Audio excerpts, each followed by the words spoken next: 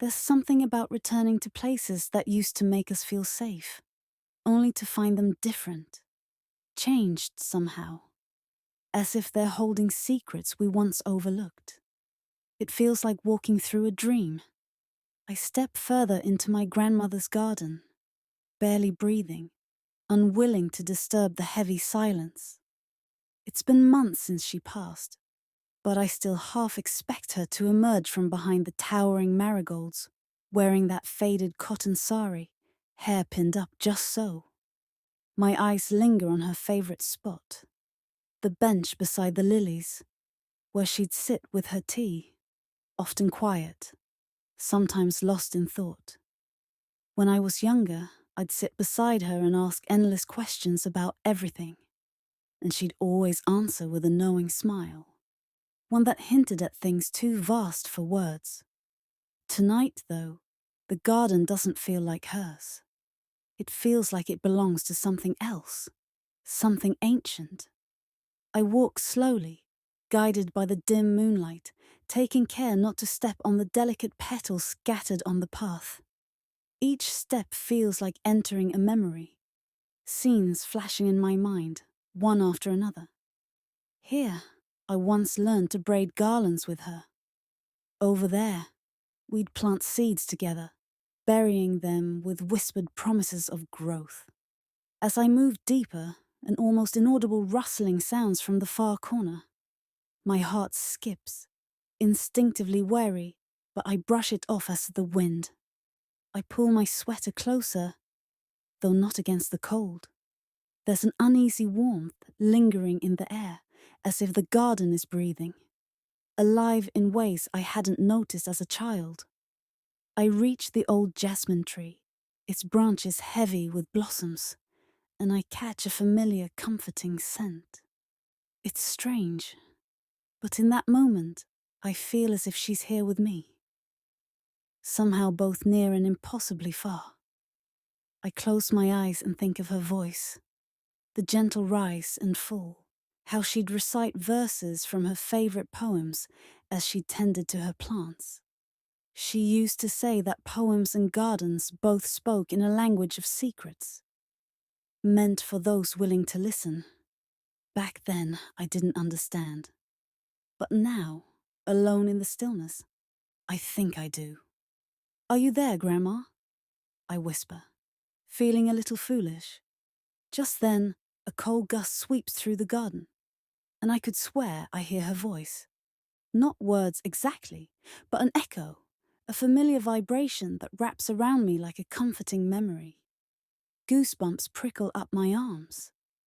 I glance around, half hoping to see her, though I know better. The feeling grows stronger, and a strange, unexplainable fear takes root in me. Not fear of my grandmother, but of something deeper, something I can't define.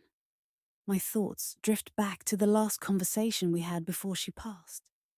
She told me that life, in all its beauty, was nothing more than borrowed time.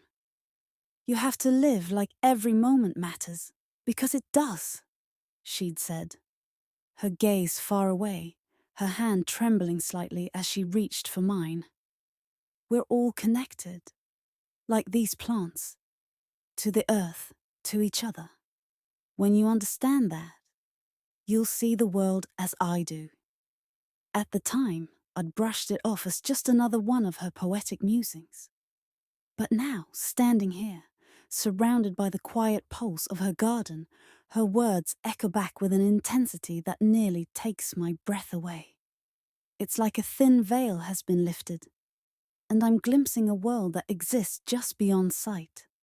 A place where memories don't fade, but gather, like mist, settling over everything they touch.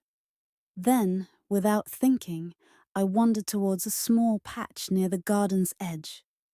I haven't been here in years, not since she'd told me the story of her own mother, my great-grandmother, who had been buried under the ancient tamarind tree just beyond the fence. Grandma used to say that, in some way, her spirit had seeped into the roots, nourishing the garden with her love and wisdom. I reach out to touch the bark, its roughness grounding me, and I feel a chill course through my veins. I imagine the countless generations that came before, all woven into the fabric of my life in ways I never acknowledged. And then, without warning, an odd sound echoes, something between a hum and a sigh. My pulse quickens. Part of me wants to run, but a stronger part holds me in place. The noise continues, growing clearer, almost like a whisper, pulling me deeper into the memory-laden night. My mind races, recalling bits and pieces of things Grandma used to tell me, half warnings I'd brushed off. She had this belief that places carried their own memories, that every step we took left a trace, and sometimes, if you were quiet enough, you could hear them. I close my eyes, letting the darkness envelop me, and the whisper grows louder, sharper. It's as if the garden is telling me something, showing me fragments of lives lived, moments preserved in the roots and leaves. I feel her presence, but not in a way I can explain. It's as if she's a part of the garden, woven into its soul. A tear slips down my cheek before I even realize I'm crying. I hadn't allowed myself to mourn her, not fully. But here, in her sanctuary, it feels like I can finally let go. A strange peace settles over me, mingling with the sadness, the fear, and an unexpected joy. I hear her voice again, soft and steady, like the wind rustling through the jasmine. Remember me, but don't hold on too tight. Life is meant to move forward, not backward. Plant new seeds, water them with love, and watch them grow. As the moon dips lower, I feel her presence fading, but not entirely. It's like she's left a part of herself here, in the roots, in the soil, waiting for me to return whenever I need, to feel close to her. I take a deep breath, letting the scent of jasmine and earth fill my lungs. I don't feel alone anymore. The garden, her memory, and everything she taught me, all of it will stay with me. And as I turn to leave, one last thought surfaces, one she'd shared countless times.